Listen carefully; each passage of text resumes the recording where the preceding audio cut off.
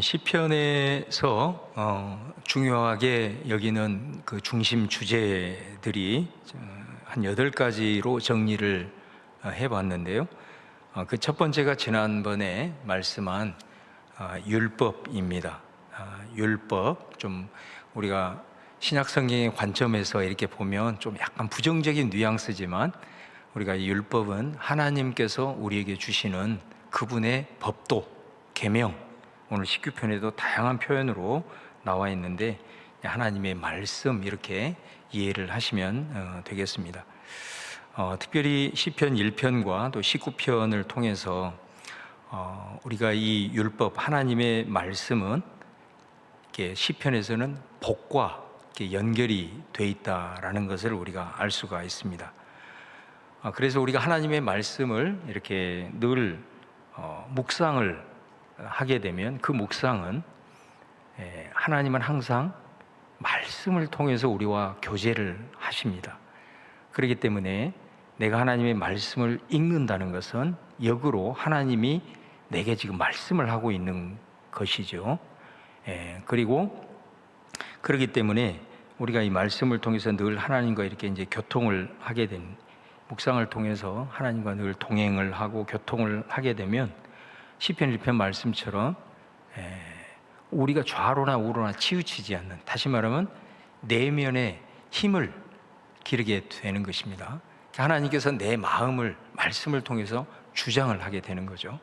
그러니까 내면이 강하게 되면, 물론 사람이 어느 정도 마인드 컨트롤을 통해서 또 여러 가지 연단을 통해서 내면이 강해지는 경우도 있습니다만은, 그러나 하나님께서 어떤 결정적인 순간에 또 인생의 한계 앞에서 주님께서 나의 마음속에 나를 지켜주시고 그분의 평강으로 인도하는 것과는 좀 차원이 다른 부분이라고 할 수 있습니다. 그렇기 때문에 우리가 늘 주님의 말씀을 묵상하게 되면 우리의 마음에 주님의 평강으로, 그리고 결정적인 상황에서 담대함으로, 그리고 또 상황을 바라보는 내 시각이 달라지고, 또 하나님의 마음이 느껴지고, 또 하나님의 그 성품이 깨달아지고, 그래서 점점 이제 하나님을 닮아가는, 그러니까 이런 삶이 이어지게 되니까 결국은 복을 누리게 되는 거죠.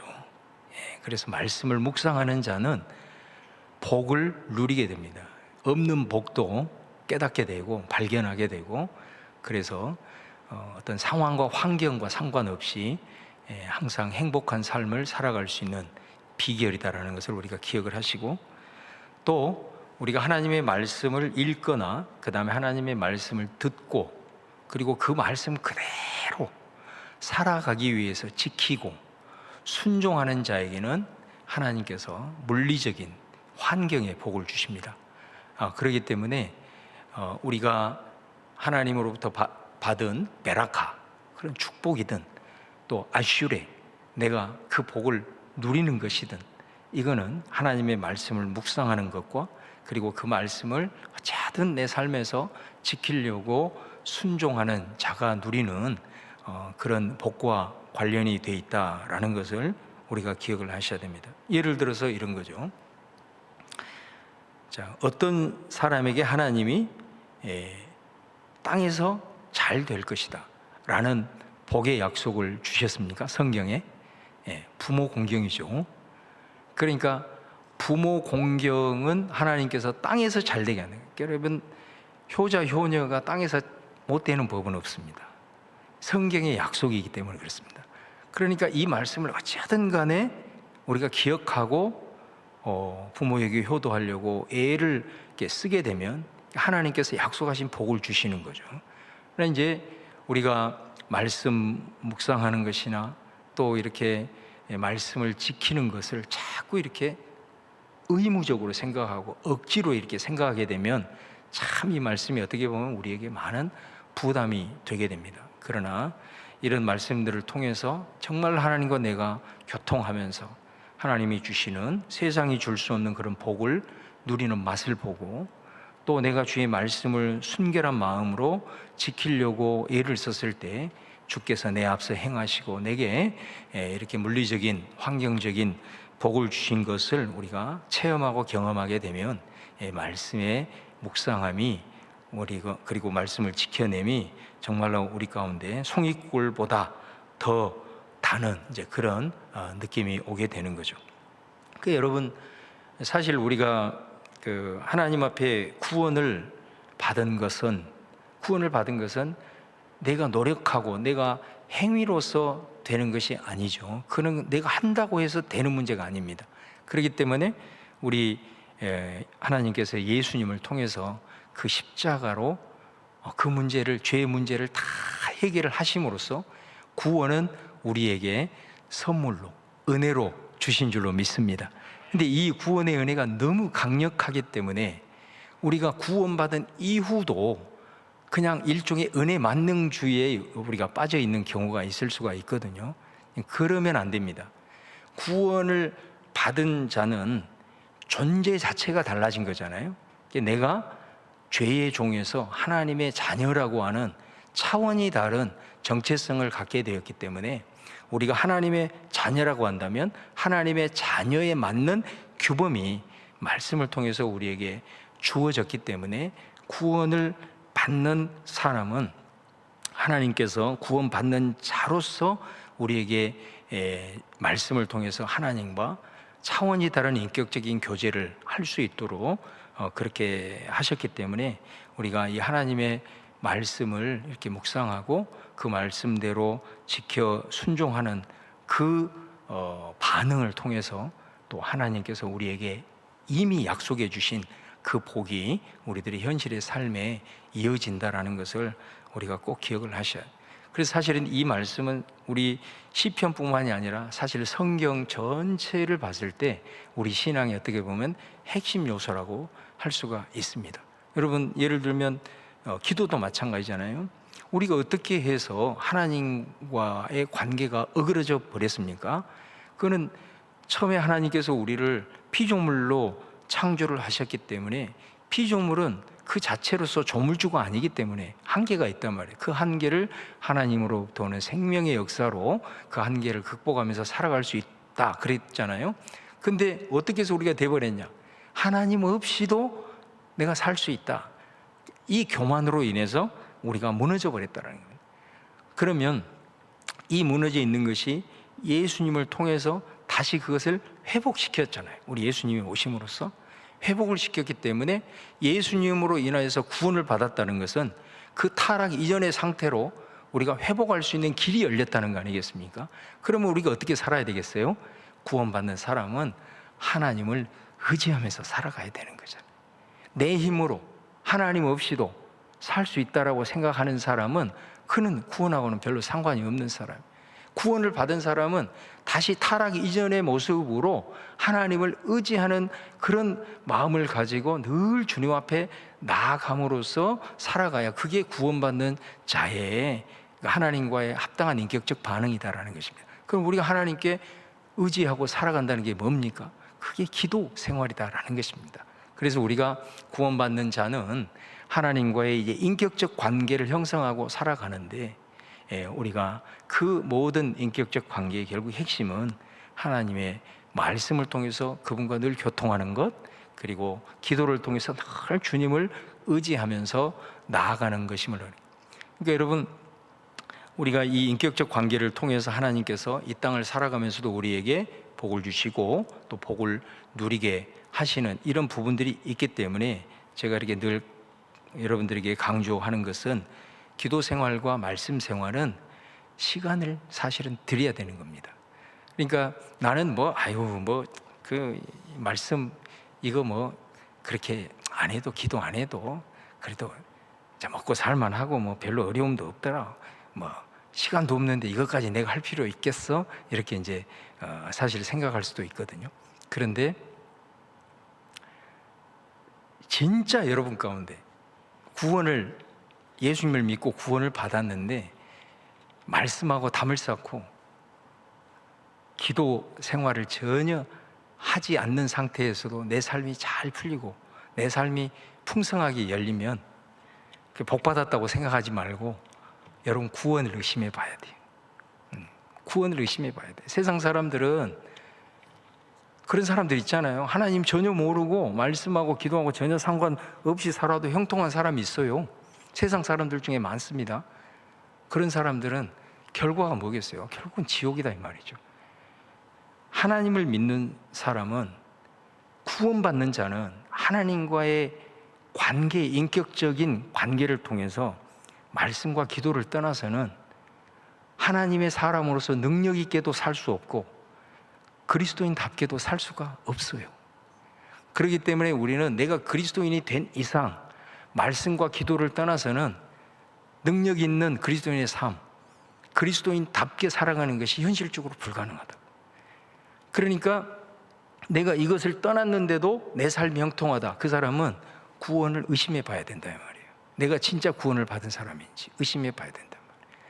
그러니까 여러분, 우리가 오직했으면 하나님의 사람들은 내가 구원을 받았음에도 불구하고 이 말씀을 완전히 담쌓고 살고 기도를 담쌓고 살 때에 하나님이 우리를 그렇게 살도록 내버려 두지를 않아.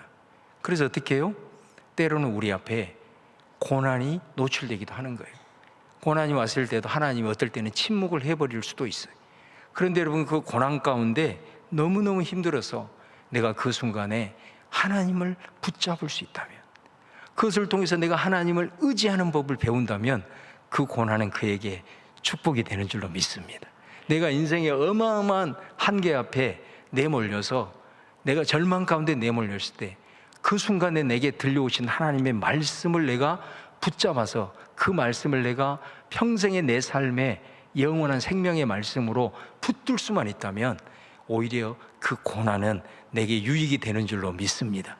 그러니까 여러분, 사실 저와 여러분이 살아가면서 하나님의 말씀을 붙들고, 그리고 어쨌든 기도의 줄을 붙들고 살아가는 내 삶의 여정을 한번 돌아보십시오. 한번 돌아보면 거의 대부분이 여러분들의 인생의 어떤 한계, 또 고난 가운데 그 속에서 하나님을 의지하는 내 믿음이 성장하게 되고, 그 고난을 통해서 사실은 내가 하나님의 말씀을 부여잡는 경우가 사실 많다는 것을 보게 돼요.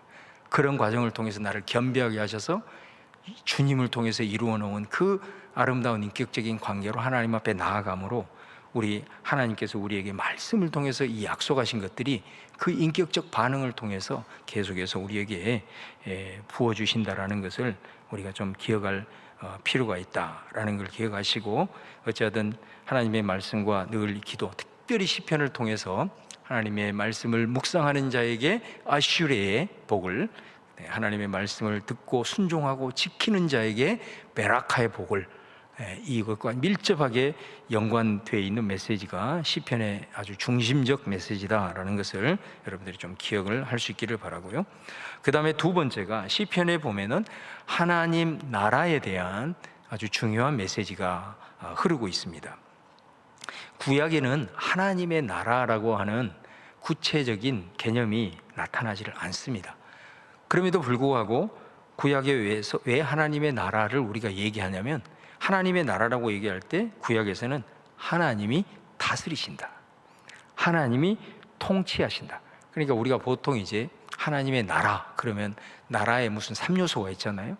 뭐 영토가 있어야 되고 국민이 있어야 되고 주권이 있다고 얘기하잖아요. 근데 이제 성경적인 의미에 있어서 물론 우리가 하나님의 백성이기 때문에 하나님의 나라에 국민이 있는 거죠. 또 우리가 장차 이 땅 살아가는 이 모든 삶의 영역이 결국은 우리가 하나님의 나라, 이 땅을 하나님의 나라로 바꾸어야 되는, 이곳이 하나님의 나라고 나중에 우리 주님 재림하실 때 영원한 하나님의 나라가 또 있습니다.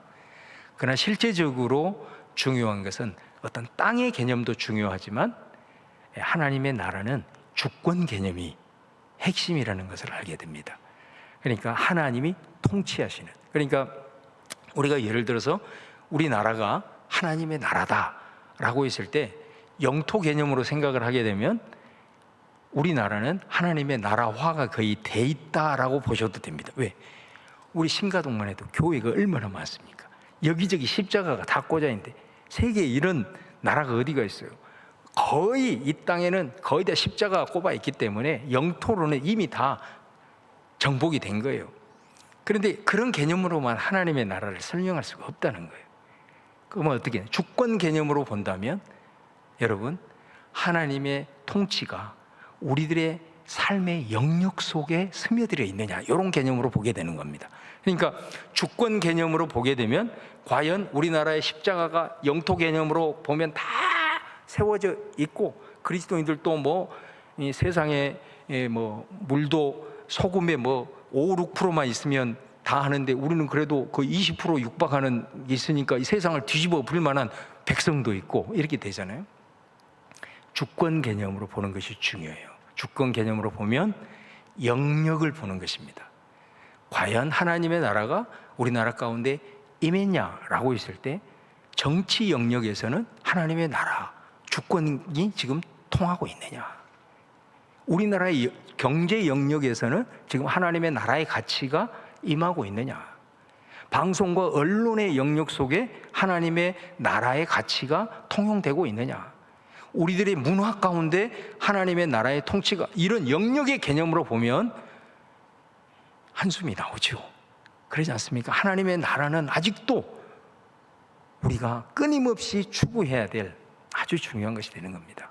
영토 개념보다는 주권 개념으로 보는 것이 매우 중요한데, 그러니까 이제 이 성경에서는, 구약에서는 하나님의 나라를 얘기할 때 하나님이 다스리신다, 하나님의 통치, 주권 개념으로 이렇게 설명을 하고 있고, 실제적으로 영어 표현으로도 The Kingdom of God, 약간 영토 개념의 의미도 있지만 대부분의 하나님의 나라는 The Reign of God, 하나님이 통치, 주권 이런 개념으로 다스리고 있는 걸 보게 돼요. 그래서 이제 시편을 보면은 이 하나님의 나라, 하나님의 통치하시는 것이 뭐로부터 시작을 하냐면 바로 다윗을 세우심으로. 다윗을 우리가 뭐라고 표현해요? 부왕 이런 표현을 합니다. 그 부자가 이게 버금 부자입니다. 버금 부자. 버금 간다. 왕의 버금 간다 해서 부왕. 그러니까 다른 말로 표현하면은 하나님의 대리자. 사실 우리가 하나님의 형상이잖아요. 사람이 하나님의 형상으로 지음을 받았다 했을 때 하나님의 형상도 하나님의 부왕입니다.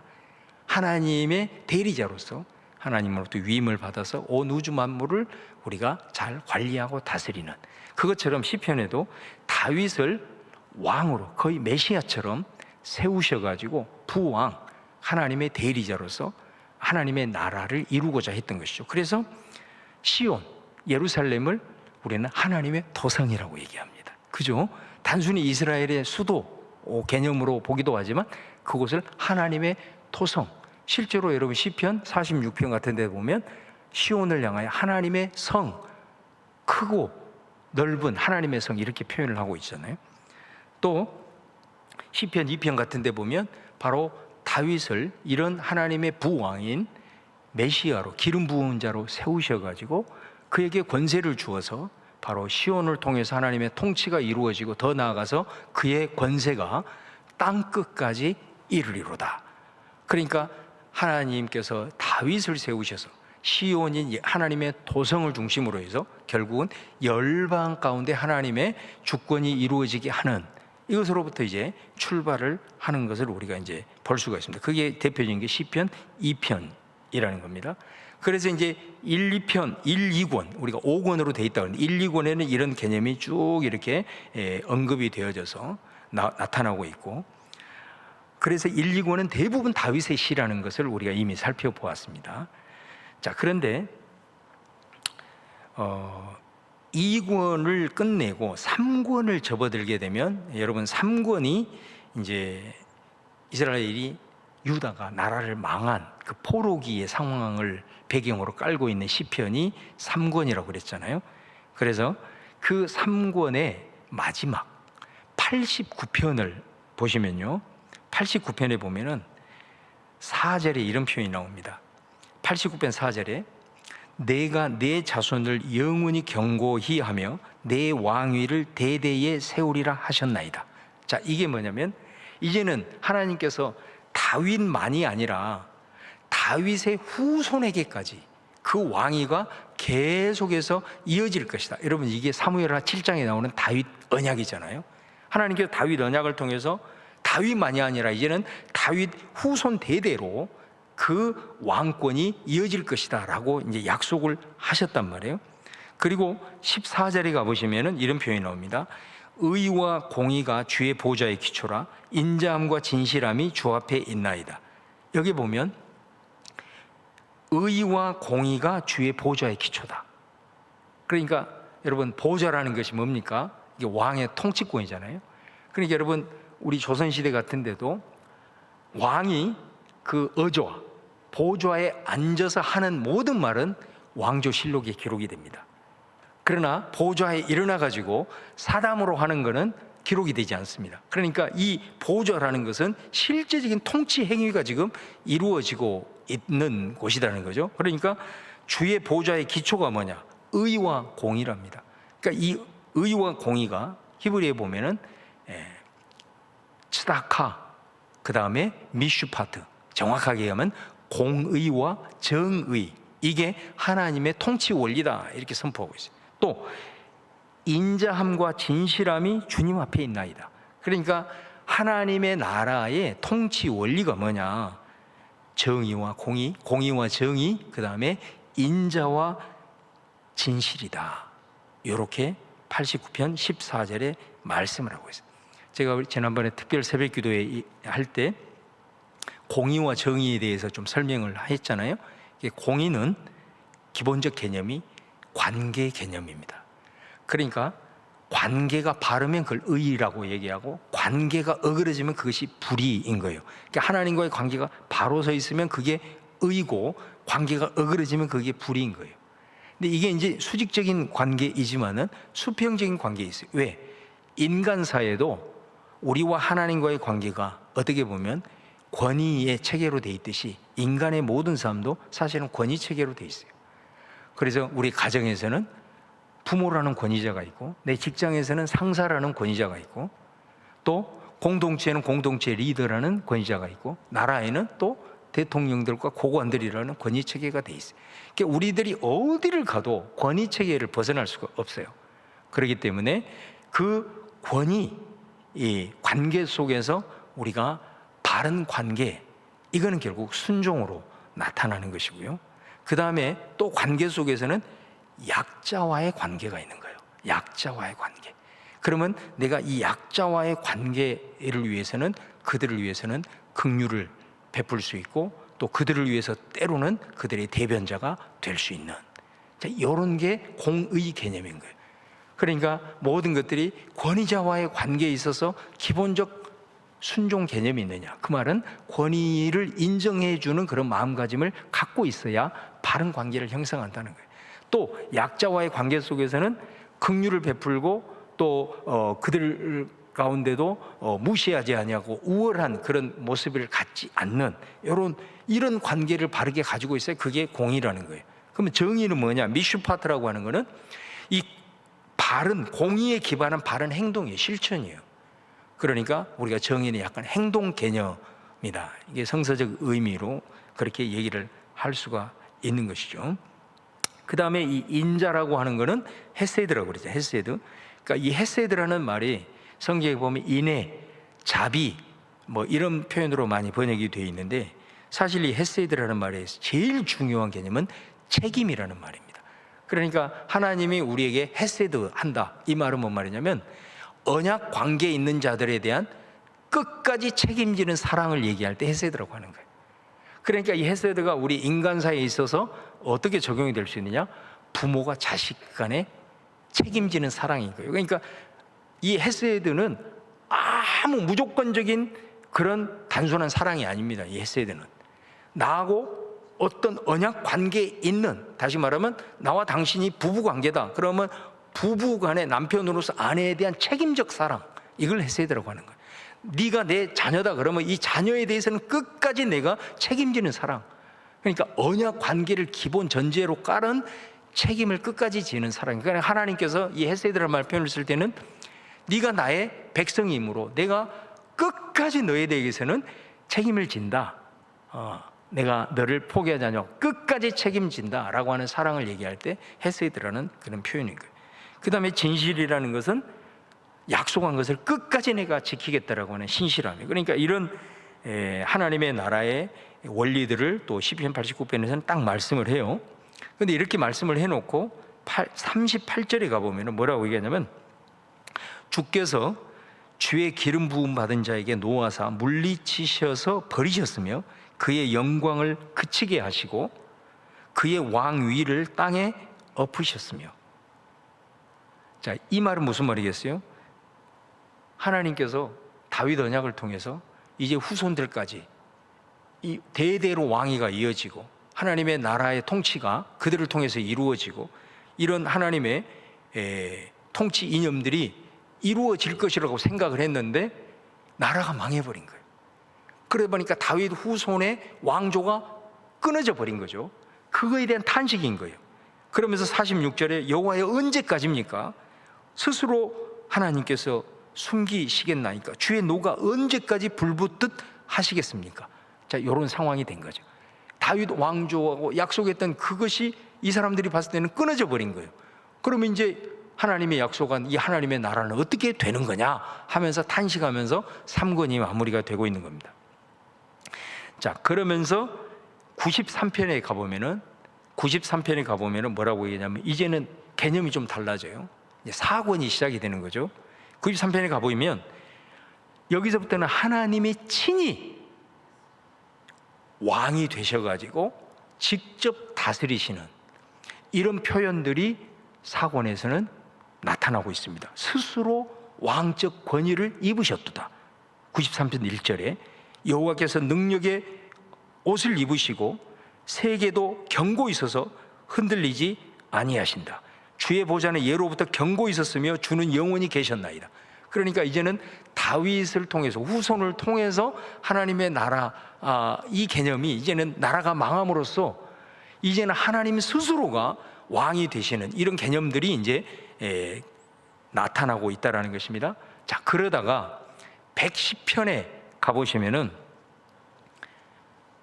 하나님께서는 메시아를 다시 세워서 하나님의 나라를 이룰 것이다 라고 하는 예언의 말씀을 주십니다.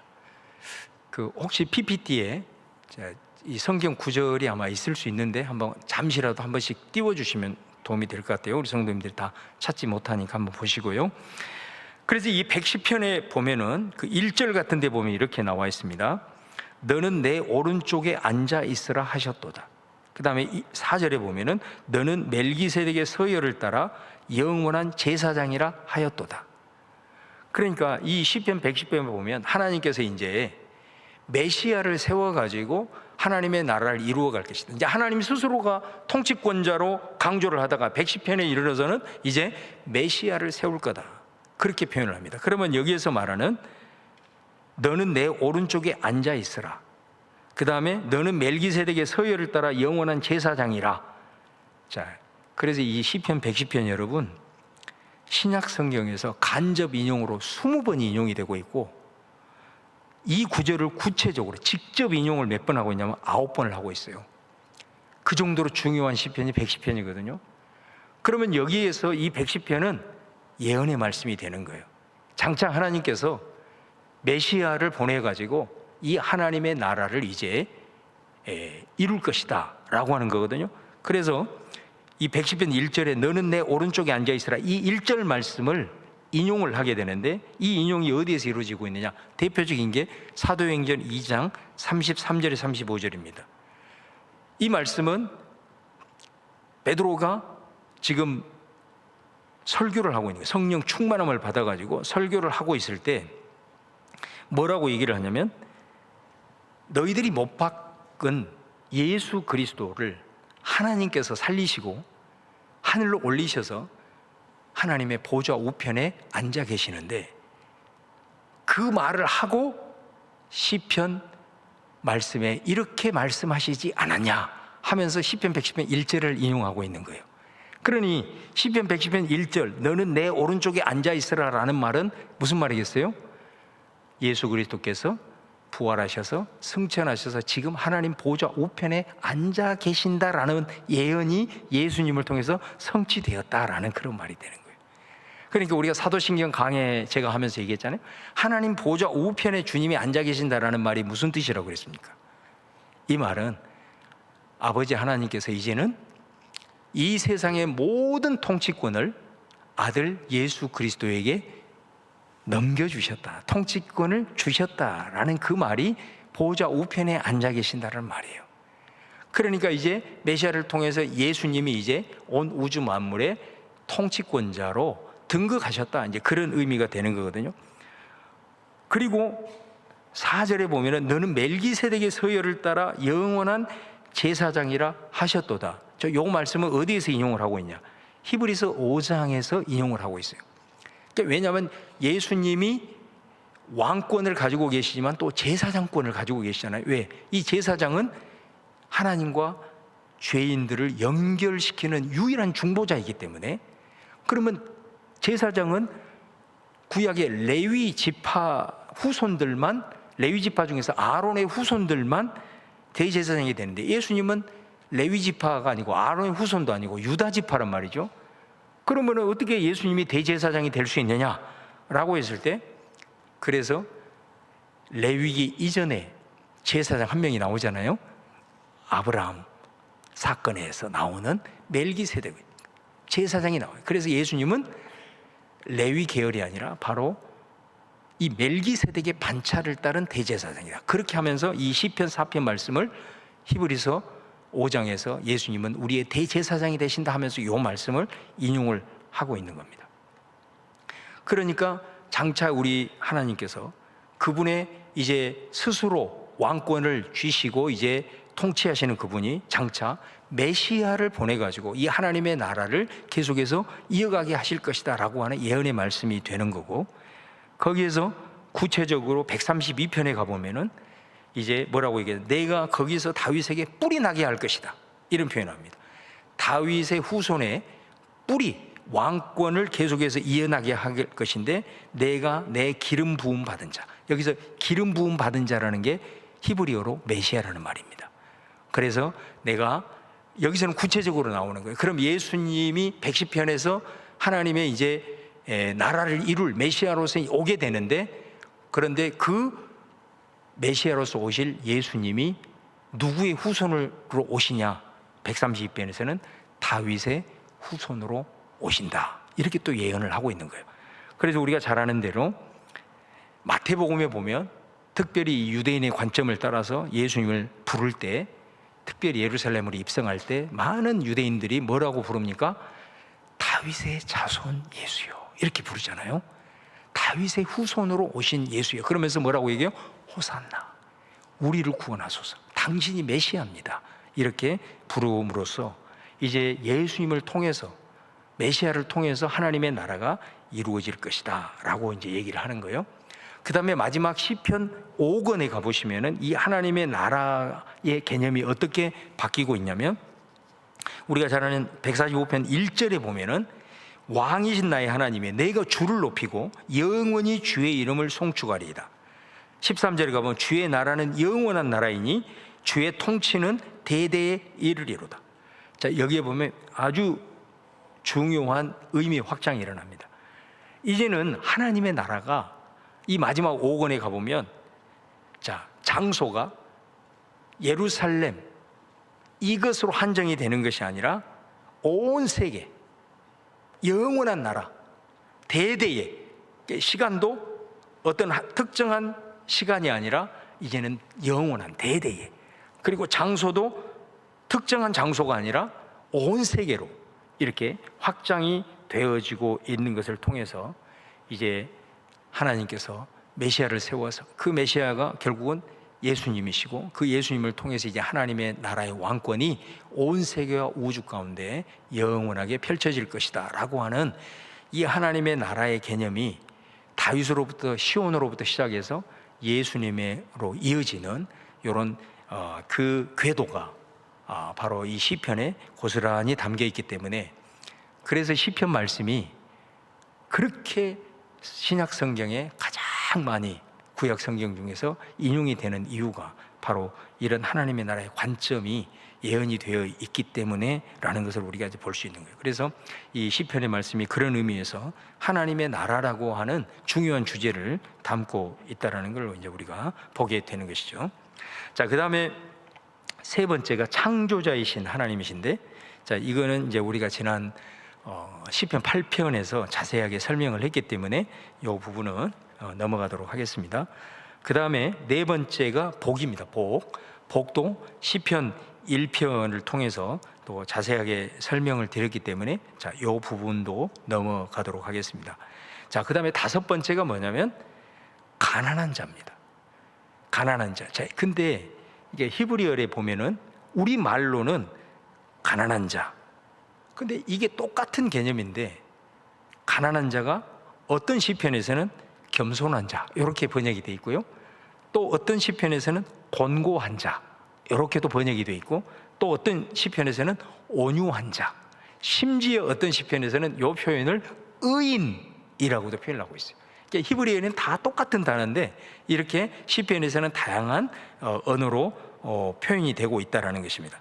그래서 이 시편에서 말하는 가난한 자는 물론 어떤 진짜 환경적으로 정말 먹을 것이 없는 진짜 그런 가난한 자이기도 하지만 사실은 아까 표현했던 것처럼 겸손한 자, 온유한 자, 의인 이런 표현에서 나타나듯이 이거는 마음이 가난한 자, 그것을 의미해요. 그러니까 하나님 앞에서 아주 낮은 자세로 서 있는 자세. 하나님 앞에서 낮은 자세는 어떤 것이겠습니까? 하나님을 의지하고 오직 하나님을 바라보고 이런 일종의 속성을 의미하는 표현이다. 그래서 이 가난한 자를 표현할 때는 먼저 내 자신이 아무것도 하나님 앞에서는 아닙니다. 진짜 내게 하나님의 은혜가 부어졌을 때 그것에 감격해서 정말로 이 모든 것들이 내가 한 것은 없고 오직 하나님께서 하셨습니다 라고 하는 이 마음가짐을 갖고 있는 사람, 이거를 시편에서는 의인이라고 얘기하고 온유한 자라고 얘기하고 가난한 자라고 얘기하고 겸손한 자라고 얘기를 한다는 거예요. 그래서 이 시편 39편 5절에 보면은 이런 표현을 합니다. 주께서 나의 날을 한 뼘 길이만큼 되게 하심에 나의 일생이 주 앞에는 없는 것 같사오니 사람은 그가 든든히 서 있을 때에도 진실로 모두가 허사뿐이니이다. 그러면서 내가 잠잠하고 입을 열지 아니하면 주께서 이를 행하신 까닭입니다. 이게 가난한 자의 모습인 거예요. 그러니까 자기가 얼마만큼 부족한 존재인가라는 것을 자기가 알고 있고, 그 다음에 하나님, 내가 어떤 위대한 일을 행했음에도 불구하고 내가 입을 열지 않고 잠잠한 이유는 하나님께서 이 모든 것을 행하셨기 때문이다. 그래서 여러분, 이 가난한 자, 온유한 자, 겸손한 자, 이게 마태복음으로 넘어오게 되면은 우리 팔복에 보면 첫 번째 복이 뭡니까? 마음이 가난한 자는 복이 있나니 천국이 저희 것이며, 이렇게 연결이 되는 것을 우리가 볼 수 있습니다. 자, 그래서 이 가난한 자가 시편에서 이런 표현으로 나오고 있다라는 것을 이제 좀 보게 되고요. 자, 그 다음에 하나는 고난입니다. 여섯 번째 고난인데, 자, 이 고난, 이 주제가 또 시편에서는 아주 중요한 주제로 나타나게 됩니다. 우리가 시편 22편에 보면은 예수님이 십자가상에서 그 인용하신 엘리 엘리 라마 사박다니, 자, 요 표현이 나옵니다. 그러면서 나는 벌레다, 사람의 비방거리다. 그리고 88편에도 보면 내 영혼에는 재난이 가득하고 내 생명은 수월에 가까웠다. 나는 무덤에 내려가는 자 같다. 이러면서 정말로 이 고난의 어떤 극치를 보여주는 이런 시편의 표현들이 이제 나오게 되는데, 시편에서는 고난의 원인이 뭐냐라고 했을 때 크게 두 가지를 얘기합니다. 하나는 대적자 때문에 고난을 당합니다. 그러니까 본인은 정말로 하나님의 의를 위해서 선하게 살려고 애를 쓰는데 자꾸 대적자들이 자기를 괴롭게 하는 거예요. 그러나 또 이 대적자가 때로는 환경으로 나타나기도 합니다. 그래서 나는 하나님 앞에 의롭게 살려고 하는데 뜻하지 않는 이런 재난과 환경으로 인해서 내가 공고한 가운데 처해 있는 이런 모습이 하나가 큰 흐름이 나오고요. 그 다음에 또 하나는 자기의 죄로 인해서, 다시 말하면 이거는 인과응보적인 전통에 의해서 죄 때문에 부딪히는 고난, 이 두 가지가 크게 나타나고 있는데, 그러나 시편은 특별히 119편을 통해서 이 고난이 가지고 있는 또한 유익에 대해서 우리에게 말씀을 하고 있습니다. 그래서 119편 67절 말씀해 보시면, 고난 당하기 전에는 내가 그릇 행하였더니 이제는 주의 말씀을 지키나이다, 이렇게 표현합니다. 그러니까 내가 고난을 통해서 말씀을 부여잡고 말씀에 순종하는 자가 되었다라고 얘기를 하고 있습니다. 그 다음에 71절에는 이렇게 말합니다. 고난당한 것이 내게 유익이라 이로 말미암아 내가 주의 율례를 배우게 되었나이다. 내가 고난당하기 전에는 말씀이 때로는 내게 그냥 다가오지도 않고 그랬는데, 내가 이 고난당함으로써 진짜 하나님의 말씀의 의미를 깨닫게 되고 알게 되고 그 말씀을 내가 붙들게 되었다, 이런 표현이 되고요. 그 다음에 92절 같은 데 보면은 주의 법이 나의 즐거움이 되지 아니하였다면 내가 내 고난 중에서 멸망하였으리라. 얼마나 기가 막힌 표현입니까, 여러분? 내가 주님의 말씀이 나의 즐거움이 아니었다고 한다면 나는 고난 중에서 그냥 꼬꾸라져 버렸을 것이다. 내가 고난 가운데 도저히 소망이 없는 그 상태였음에도 불구하고 내가 다시 일어설 수 있었던 것은 주님의 말씀이 내 기쁨이 되고 내 즐거움이 되었기 때문이다. 그러니까 이 모습 속에서 얼마나 시인이 평소에 하나님의 말씀을 가까이 하고 그 말씀이 그 가운데 충만했으면 고난의 절정 속에서 내가 쓰러지지 않고 일어나게 한 것이 바로 주님의 말씀이 있었기 때문이다라고 고백을 한다라는 것입니다. 93절에도 내가 주의 법도를 영원히 잊지 아니하오니 주께서 이것들 때문에 나를 살게 하셨습니다, 이렇게 고백을 하고 있는 것을 보게 됩니다. 그래서 비록 고난에 대한 노래, 또 고난에 대한 원인도 있지만 시편에서는 특별히 119편을 통해서 이 고난이 우리에게 주는 유익에 대한 메시지를 하면서 특별히 이 고난을 통해서 하나님의 말씀을 내가 부여잡고 말씀의 눈이 떠지고 말씀으로 인해서 내가 다시 살아나게 되었다라고 하는 그런 메시지를 이제 던지고 있는 것을 우리가 보게 됩니다. 자, 그 다음에 한 가지만 더 하게 되면 7번째가 찬양입니다. 찬양은 지난 시간에 특별히 8편 2절을 통해서 어린아이와 젖먹이들의 입으로 능력을 세우셔서 원수와 보복자들을 잠잠케 하신다. 그러면 여기서 어린아이와 젖먹이의 입이 뭐냐? 예수님이 마태복음 21장에 인용했죠. 그거는 찬미이다. 어린아이와 젖먹이들의 찬미를 통해서 원수와 보복자들을 잠잠하게 하신다. 그러니까 찬양은 우리가 이 영적 전쟁에 있어서 얼마나 큰 능력인지 모릅니다. 찬양을 통해서 영적 전쟁에서 우리가 승리를 하게 되고, 그리고 어떤 대적에 있어서도 우리가 흔들리지 않고 승리하게 되는 계기가 된다. 또 108편에 보면은 다윗의 찬양이 나옵니다. 그 찬양이 어떤 찬양이냐면 우리가 잘 아는 비파야 수고만 깰지어다 내가 새벽을 깨우리로다. 여호와야 내가 만민 중에서 주께 감사하고 문 나라 중에서 주를 찬양하겠습니다. 그러니까 이 108편은 여러분 잘 아시는 대로 아둘람 굴에서 지은 찬송입니다.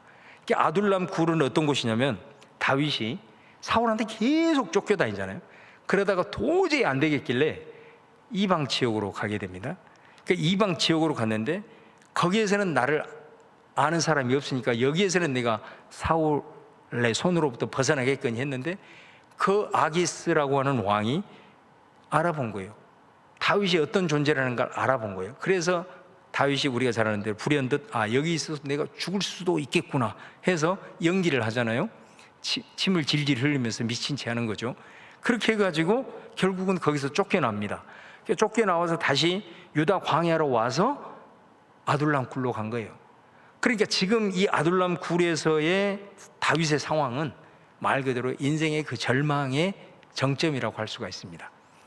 그런데 그곳에서 다윗이 그 유명한 비전의 찬양을 하는 거예요.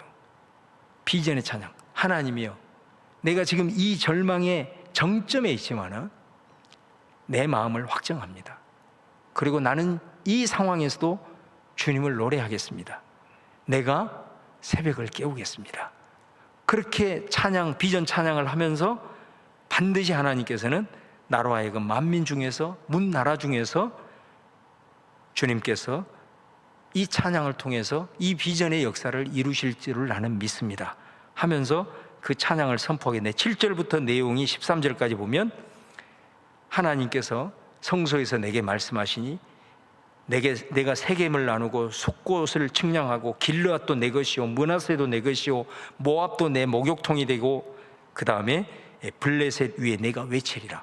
이런 노래를 하나님 감동을 받아가지고 찬양을 하게 됩니다. 그런데 여러분, 놀랍게도 여기서 이 가장 절망의 골짜기에서 새벽을 내가 마음을 확정하면서 새벽을 깨우겠다고 선포하면서 그가 얘기했던 이 비전의 모습이 다윗이 결국은 그의 회복이 된 이후에 그의 이 말씀 7절부터 13절의 내용이 하나도 남김없이 다 성취되어지는 그런 놀라운 믿음의 역사를 나타내고 있는 것을 우리가 보게 됩니다. 여러분, 찬양은 우리의 능력인 줄로 믿습니다. 저와 여러분이 정말로 이 아둘람 굴과 같은 절망의 정점일지라도 그 순간에 주님, 그럼에도 불구하고 내 마음을 확정하고 내가 이 새벽을 깨우겠습니다 하면서 하나님 앞에 기도하면서 찬양하며 나갈 때 하나님께서 주시는 그 비전들이, 그곳에서 보여지는 비전들이 하나님 뜻 안에서 반드시 이루어지는, 정말로 우리들의 삶에 또 전쟁의 대적자를 향한 이 찬양의 능력이 얼마나 크다라는 것을 시편은 우리에게 잘 보여주고 있는 것을 우리가 볼 수가 있습니다. 자, 그러므로 이러한 이제 시편이 가지고 있는 이런 주제들을, 다양한 주제들을 우리가 좀 살펴보았는데, 아무튼 이 네 번에 걸쳐서 여러분들이 시편을 좀 읽으실 때 또 여러분이 좀 깊이 좀 더 읽고 또 그 말씀을 통해서 여러분에게 큰 기도가 되고 찬양이 되고 또 하나님의 음성으로 다가오는 그런 은혜의 역사가 있기를 주님의 이름으로 축원을 드립니다.